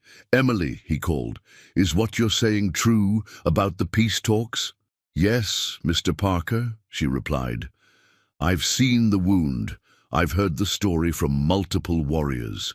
The army ambushed them during negotiations. Parker turned to address the other townsmen. We need to think about this, boys. If the army's breaking treaties and ambushing peace talks, what happens when they decide our land is next? What happens when our rights get in their way? Foster's face reddened. This is sedition. Return to your position. But Parker stood his ground. I've lived out here for 40 years, seen plenty of trouble between whites and Indians, but I've also seen who usually breaks faith first. He looked up at Emily. The widow's got grit, standing for what's right. Maybe we should listen. Several townsmen nodded, murmuring agreement. Others looked uncertain. The united front was fracturing. Miller rode forward to join Parker. Lieutenant, maybe we should verify these claims before proceeding. If there was an ambush, your duty is to assist the United States Army, not question it, Foster snapped. He turned to his soldiers. Prepare the howitzer, target the house. Emily's blood ran cold as soldiers rushed to position the small cannon. She'd seen what those weapons could do during demonstrations in town. A single shell could reduce her house to splinters. Setan Mani touched her arm. Inside, he urged. Now. She refused to move. If I go, they'll fire. If I stay, maybe some of them will think twice. From the tree line behind the house, a Lakota war cry rose, a signal. Warriors appeared on all sides of the farm, arrows nocked, rifles aimed. The soldiers swiveled in alarm, suddenly aware they were surrounded despite their superior numbers. Chief Grey Thunder rode forward to join Emily and his son, magnificent in his war regalia. You threaten a woman who saves life, he called to Foster. You break peace talks. You lie to your own people. He pointed to the townsmen. These men are not your enemy. We are not your enemy. Your pride is the enemy. Foster's face contorted with rage. Fire the howitzer. Belay that order, came a commanding voice from the back of the formation. The soldiers froze. A path cleared as a new rider approached, an older man with silver hair and a colonel's insignia gleaming on his uniform. Colonel Harrison, Foster stammered. Sir, I didn't expect... Clearly, the colonel cut him off coldly. He surveyed the scene with experienced eyes. The Lakota warriors in defensive positions, Emily standing defiantly on her porch, the townsmen's divided loyalties. What exactly is happening here, Lieutenant? Foster straightened. Sir, we're apprehending traitors and hostiles as ordered. As ordered by whom? Harrison demanded. Because I issued no such order. Foster's confidence faltered. General Wesley, sir. He instructed us to neutralize the hostile who escaped from Thunder Creek. The colonel's expression darkened. Thunder Creek, the peace conference? Yes, sir. Harrison dismounted, approaching the standoff slowly. He stopped halfway between his men and Emily's porch. "Mrs. Blackwood, I presume," he called. Emily nodded cautiously. "I'm Colonel James Harrison, Fort Laramie Command. Would you and your—" He paused, searching for the right word. "Allies be willing to talk? Just talk." Emily glanced at Chief Grey Thunder, who considered the request with narrowed eyes. "Why should we trust you?" Cheatin Manny called. "Your men tried to kill us yesterday." "Because I've spent 20 years trying to maintain peace on this frontier," Harrison replied, "and because I'm as interested as you are in learning what really happened at Thunder Creek." The colonel's calm demeanor and direct approach gave Emily pause. He seemed genuinely troubled by Foster's actions. "We'll talk," she decided, "but your men stay back. And that cannon is turned away from my house." Harrison nodded, issuing the orders immediately. The howitzer was repositioned, and the soldiers withdrew to a respectful distance. Only then did Emily, Seton Mani, and Chief Grey Thunder descend from the porch to meet the colonel in the yard. "Now," Harrison said gravely, "tell me everything that happened at Thunder Creek." They gathered in neutral territory, the open space between Emily's house and the assembled forces. Colonel Harrison had a small table brought forward. A map spread across it. Sheriff Miller joined them, along with 2 elders from the Lakota tribe. Foster remained with his men, sullen and watchful. "Let's establish the facts," Harrison began, his voice measured. "Chief Grey Thunder, your son was present at the Thunder Creek peace talks 3 days ago." "Correct?" The chief nodded once. "With 11 warriors, unarmed as agreed. And Lieutenant Foster claims your warriors attacked first," Harrison continued, "resulting in the death of 3 soldiers." "Lies," Seton Mani stated flatly. "We came to talk peace, to discuss new boundaries after gold was found." Harrison's eyes narrowed. "Gold? What gold?" "In the Western Hills," Seton Mani explained. "Sacred land to my people, protected by treaty. White prospectors found yellow metal too. Moons ago," the colonel frowned deeply. "I received no reports of gold discoveries in that region." "Not surprising," Emily interjected, "if certain people wanted to keep it quiet until they could break the treaty." Harrison studied the map, tracing the boundary lines with his finger. "This treaty was signed just last spring. It specifically grants those hills to the Lakota." He looked up, his expression grave. "Who commanded at Thunder Creek?" "Major Reed," Seton Mani answered. "Tall man, scar on chin." Harrison's face darkened. "Daniel Reed. He's been pushing for more aggressive action against the Lakota for months." He turned to Sheriff Miller. "Sheriff, what have you heard about this incident?" Miller shifted uncomfortably. "Army dispatch said Indians attacked during talks. Killed some soldiers. One hostile escaped, was being tracked." "And you believed that without question?" Emily asked. "It's not my place to question Army reports, Mrs. Blackwood," Miller replied defensively. Colonel Harrison straightened. "It's everyone's place to question injustice, Sheriff." He turned to Seton Mani. "Can you describe exactly what happened at Thunder Creek?" Seton Mani's face remained impassive, but pain flickered in his eyes. "We arrived at midday, 12 of us as agreed. Major Reed and 15 soldiers waited. We sat in circle, talked of boundaries, of gold found by white men. Major Reed said, 'The treaty must be adjusted.' My father sent me to say no." "Then what happened?" Harrison pressed. "More soldiers appeared from trees, not part of the talk, hidden." Seton Mani's voice hardened. Major Reed stood, made a signal. Soldiers raised. Rifles started shooting, no warning, no cause. Chief Grey Thunder continued the story. "My son ran for horses, was shot. Still escaped to warn our people. Others died where they sat." A heavy silence fell over the group. Even Sheriff Miller looked disturbed. "If this is true," Harrison said slowly, "it constitutes a grave violation of diplomatic protocols and treaty obligations." "It is true," Emily affirmed. "I treated his wound myself. The bullet entered from behind. A man shot while fleeing, not attacking." Harrison turned to Lieutenant Foster, who had been listening with growing discomfort. "Lieutenant, were you at Thunder Creek?" Foster stiffened. "No, sir. I received orders afterward to track and apprehend the escaped hostile." "And you weren't curious why a peace delegate needed to be apprehended?" "It's not my place to question orders, sir." "It's precisely your place when those orders may violate basic human decency," Harrison countered sharply. "Did you know about the gold discovery?"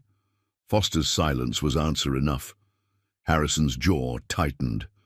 "I'm relieving you of command, Lieutenant. Return to Fort Laramie and confine yourself to quarters pending investigation." "Sir, with all due respect—" "That's an order, Foster. Don't make me enforce it."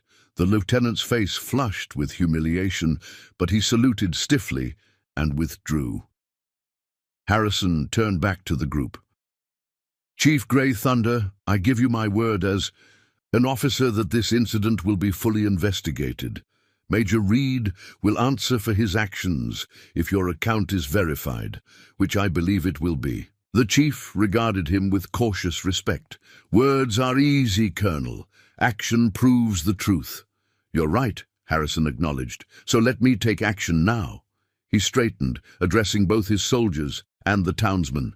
"By the authority vested in me as commander of Fort Laramie, I hereby affirm that the Treaty of 1868 remains in full effect. The Western Hills remain Lakota territory. Any prospectors or settlers found trespassing will be removed by the army, not protected by it." Murmurs rippled through the crowd. Some soldiers looked relieved, others confused. Among the townsmen, reactions were similarly mixed. Sheriff Miller stepped forward. "What about Mrs. Blackwood?" The lieutenant accused her of treason. "Helping an injured man is not treason," Harrison stated firmly. "Especially when that man was fleeing an illegal act of violence." He turned to Emily. "You showed courage and humanity, Mrs. Blackwood. The army owes you an apology, not a prosecution." Relief washed through Emily, though she kept her expression measured. "And what of the Lakota warriors currently protecting my farm? Will they be allowed to leave peacefully?" "Of course," Harrison replied. "They've committed no crime by defending one of their leaders. And you." Chief Grey Thunder studied the colonel intently. "Your words sound true, but blood has been spilled. Trust is broken." "I understand," Harrison said gravely. "Trust must be rebuilt. It will take time and consistent action." He hesitated, then continued. "As a gesture of good faith, I propose we renegotiate certain hunting rights along Thunder Creek. The current boundaries are too restrictive." The chief's eyebrows rose slightly, the first indication of surprise. He'd shown. "You would amend the treaty in our favor after this?" "Precisely because of this," Harrison replied. "Wrong must be balanced with right." For the first time, a hint of a smile touched the chief's weathered face. "Perhaps there is wisdom among bluecoats after all." The tension that had gripped the farm for days began to ease, like ice thawing under spring sun. Harrison issued orders for his men to stand down completely. The howitzer was returned to its wagon. The soldiers withdrew to a respectful distance. No longer a threatening presence, but simply men awaiting orders. Many of the townsmen began to disperse as well, the appetite for confrontation gone. Some approached Emily cautiously, offering awkward apologies or simply nodding in acknowledgement before departing. Sheriff Miller lingered, clearly struggling with what to say. "I was wrong about you," he finally managed. "About all of this." Emily regarded him evenly. "Yes, you were." Miller twisted his hat in his hands. "For what it's worth, I'm glad it ended this way." "So am I, Sheriff." After he left, Emily returned to where Setan Mani stood with his father and Colonel Harrison, finalizing the details of their agreement. The Lakota warriors would withdraw by nightfall. Harrison would depart with his men immediately, taking Lieutenant Foster back to face discipline. Representatives from both sides would meet in 2 weeks' time to discuss the amended treaty terms. As the discussions concluded, Setan Mani translated the final points for his father. The chief nodded his approval, then surprised Emily by addressing her directly. "Wikahpihota," he said solemnly. "You stand tall when a storm comes. My people will remember." "Thank you," Emily replied, touched by his words. "Your people will always be welcome on my land." The chief inclined his head in acknowledgement, then turned to supervise the withdrawal of his warriors. Many had already begun preparing for departure, gathering their few belongings, tending to horses. Colonel Harrison approached Emily, his manner respectful. "Mrs. Blackwood, I must say, in 20 years on the frontier, I've rarely witnessed such courage, or such wisdom. Had you not stood your ground, this could have ended very differently." "It wasn't just me," she replied. "It was Setan Mani's courage, his father's integrity, and your willingness to listen." Harrison nodded thoughtfully. "The frontier needs more people willing to see beyond fear and prejudice." He glanced toward the departing townsman. "Perhaps this incident will cause some reflection in Fairview." "Perhaps," Emily agreed, though she doubted her relationship with the town would ever be the same. She had crossed a line that many would not forgive, regardless of the circumstances. As Harrison took his leave, Setan Mani rejoined Emily on the porch of her home. Together, they watched as the soldiers formed up and began their departure, the wagon rumbling down the road toward Fort Laramie, with Foster riding silently behind. "It is strange," Setan Mani observed, "how one small action can change so much." Emily touched the bear claw necklace still hanging at her throat. "You mean my helping you? And my father is coming for me, and Harrison arriving when he did." He gazed across the farm, now returning to its peaceful state as warriors dismantled their defenses. Many threads woven together. "Do you really believe Harrison will honor his promises?" Emily asked. "About the treaty and the investigation?" Setan Mani considered this. "He seems a man of honor, but one man cannot change the river's course alone."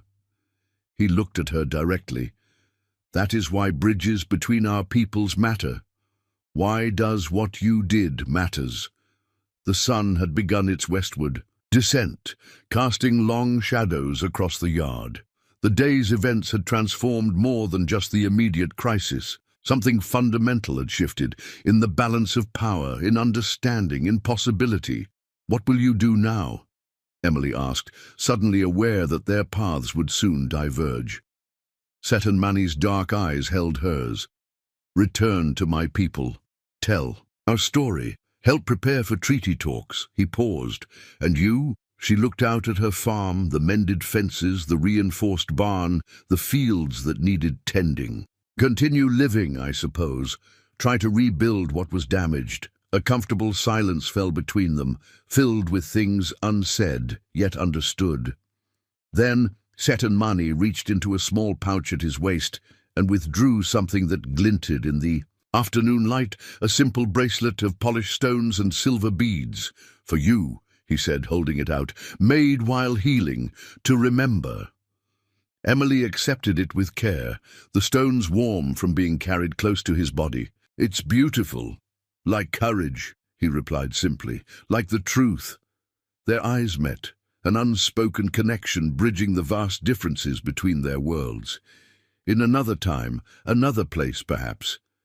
But reality remained. He had his people, his responsibilities. She had her farm, her solitary life. Their paths had crossed for a brief, extraordinary moment, changing both forever, yet unable to truly merge. "I will return. The passage of time brings change, like seasons shifting across the plains. A month can transform a landscape, or a life." In the 4 weeks following the standoff, Emily's world altered in ways both subtle and profound. The physical changes to her farm were the most obvious. The reinforcements the Lakota warriors had built remained, making her homestead more secure than it had ever been. The barn no longer leaned. The chicken coop had been rebuilt stronger than before. The fences stood straight and sturdy, but the true transformations ran deeper. Her relationship with Fairview shifted irrevocably. Some townsfolk avoided her entirely, crossing the street when they saw her coming, whispering behind their hands as she passed.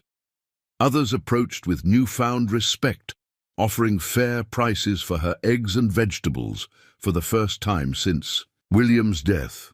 A few, those who had witnessed the standoff firsthand, even stopped by her farm occasionally, bringing small offerings, a sack of flour, a jar of preserves, a bundle of fabric.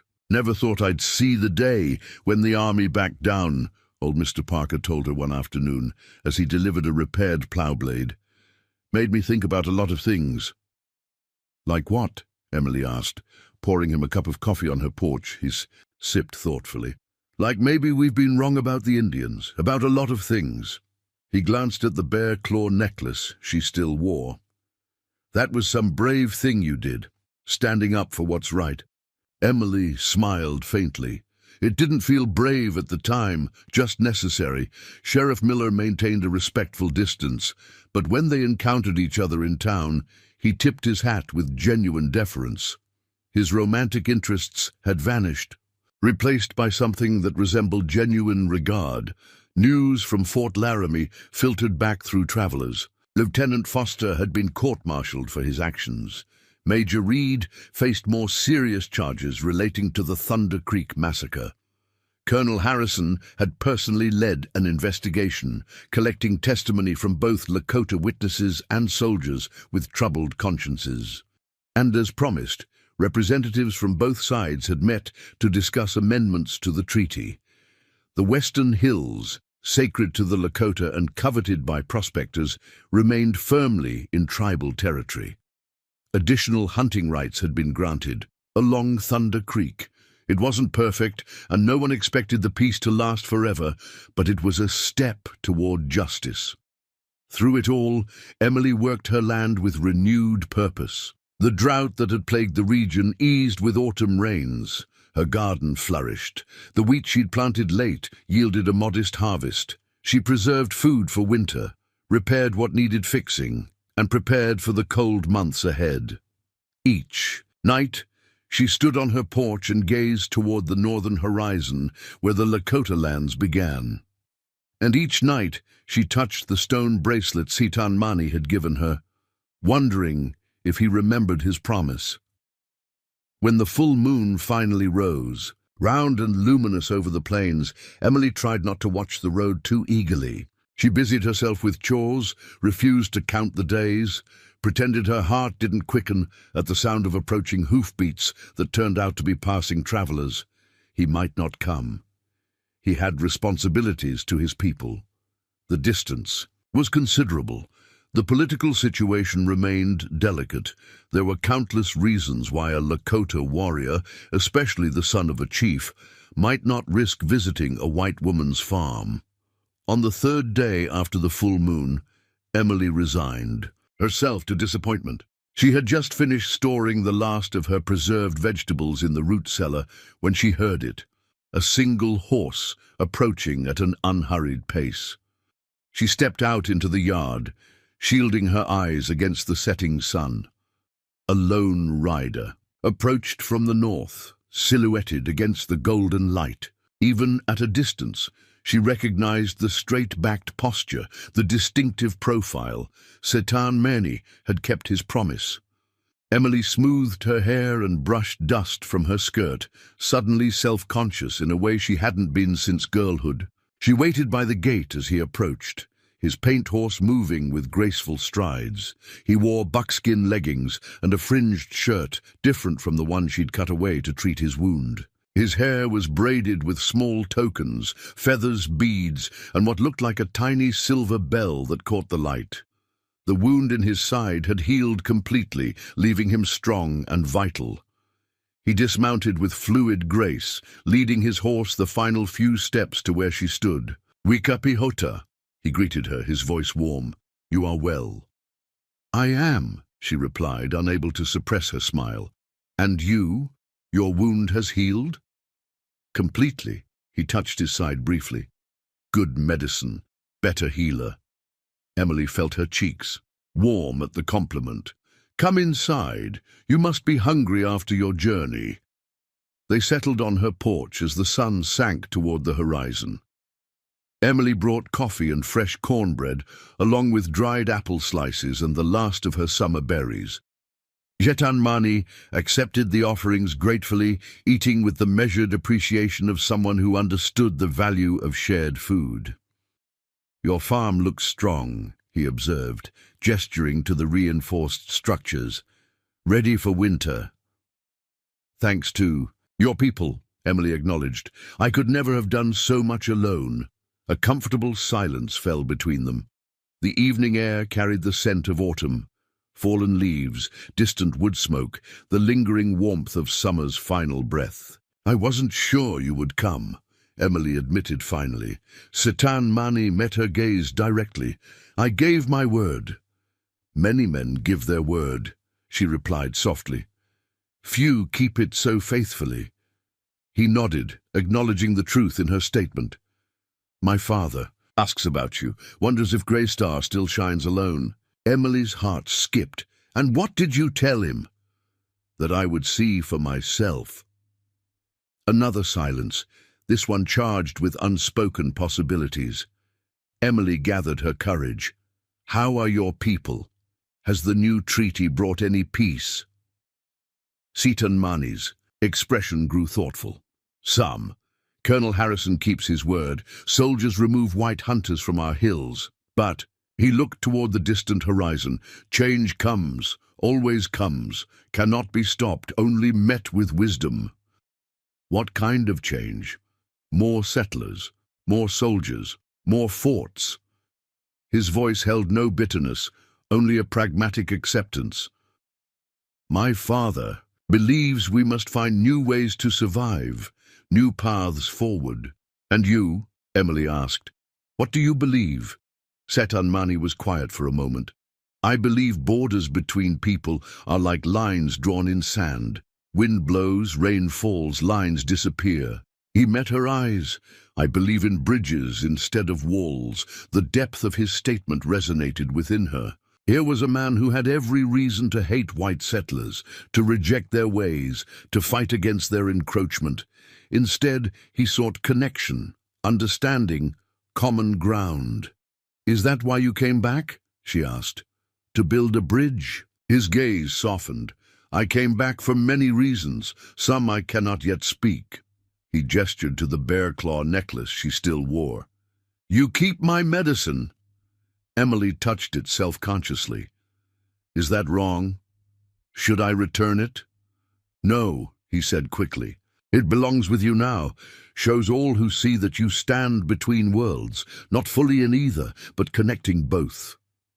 The perception startled her. It was true. She no longer felt fully part of Fairview's community, nor could she ever truly belong to the Lakota world. She existed in the space between, forever changed by her experiences. What happens now? She asked, voicing the question that had lingered since his departure. Jetanmani looked out across her land, considering his answer carefully. Winter comes. You have a farm. I have people. Both need tending. He paused. But paths that cross once can cross again. How often? The question escaped before Emily could consider its boldness.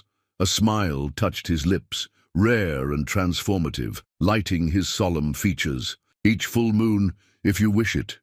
Hope bloomed in Emily's heart, unexpected and precious. I would wish it. As darkness fell completely, they moved inside. Emily lit the lamps, the warm glow creating a sanctuary against the growing chill outside. Jetanmani studied the simple interior of her home with interest. The handmade furniture, the quilt on her bed, the few books stacked neatly on a shelf. You made these? He asked, touching a carved wooden spoon on the table. Emily nodded. William taught me before he died. Good skill. Creates beauty from simple things.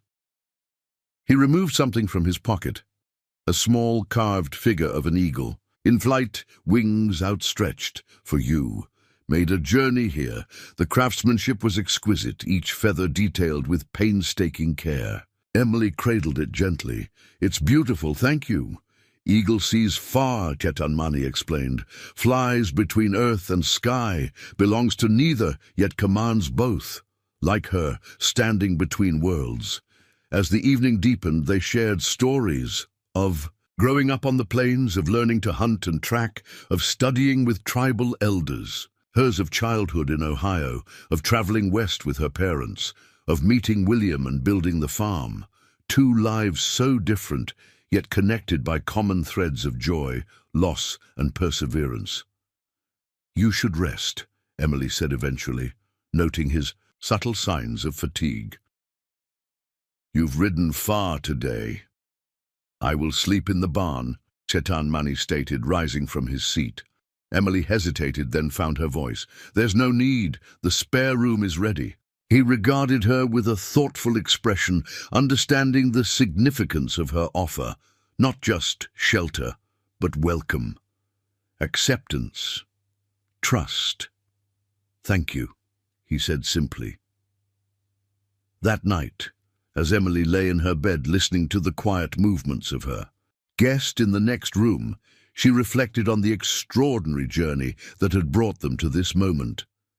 One impulsive act of compassion, giving water to a wounded man, had altered the course of her life completely. She had lost some things along the way. The town's unconditional acceptance, the simplicity of ignorance, the safety of conformity. But what she had gained seemed infinitely more valuable. Courage, purpose, connection. Morning arrived crisp and clear. Emily rose early to prepare breakfast, but found Chetanmani already outside, tending to his horse and making minor repairs to her corral fence. He moved with the easy competence of a man accustomed to maintaining what he valued. They ate together as the sun rose, sharing coffee and fresh eggs, speaking little but communicating much through comfortable silence and occasional glances. The approaching winter cast long shadows across the yard, but inside warmth prevailed. I must return today, Chetanmani said finally. My father expects me. Hunting parties prepare for winter. Emily nodded, hiding her disappointment beneath practical understanding. Of course, your people need you. He studied her face. But I will come again, when the moon grows full. I'll be here, she promised. As he prepared to depart, saddling his horse with practiced efficiency, Emily wrapped food for his journey: cornbread, dried meat, preserved fruit, small offerings that felt significant in their domesticity. Chetanmani accepted the provisions with genuine gratitude. You are generous, Wikapihota. Emily, she corrected gently. When we're alone, please call me Emily. He tested the name carefully, as if tasting an unfamiliar spice. Emily. Then, with the hint of a smile, it suits you. They walked together to the edge of her property. The morning sun bathed the plains in golden light, the distant hills shimmering like islands in a sea of grass. Chetanmani mounted his horse with fluid grace, settling into the saddle as naturally as breathing. Until the full moon, he said, not as a question but as a promise. Emily smiled up at him, certainty filling her heart. Until then, he turned his horse northward but paused, looking back at her one last time. Something passed between them, unspoken yet profoundly understood. Then he rode away, his figure gradually diminishing against the vast landscape. Emily watched until he disappeared from sight. The bear-claw necklace warm against her skin, the stone bracelet a comforting weight on her wrist. She touched the carved eagle in her pocket, its wings forever caught in flight between worlds. The farm stretched around her, no longer just a piece of land to be worked, but a bridge between cultures, a meeting place of different worlds. Her home, transformed by courage and compassion into something far greater than she had ever imagined. Winter would come with its challenges. Spring would follow with renewal. The cycle would continue, as it always had. But now, Emily faced the turning seasons not with dread or resignation, but with quiet anticipation. She had given shelter to a wounded warrior and found her own wounds beginning to heal. She had risked everything for a stranger and discovered parts of herself long dormant. She had stood alone against impossible odds and learned she was never truly alone at all. As Emily turned back toward her house, purpose filled each step.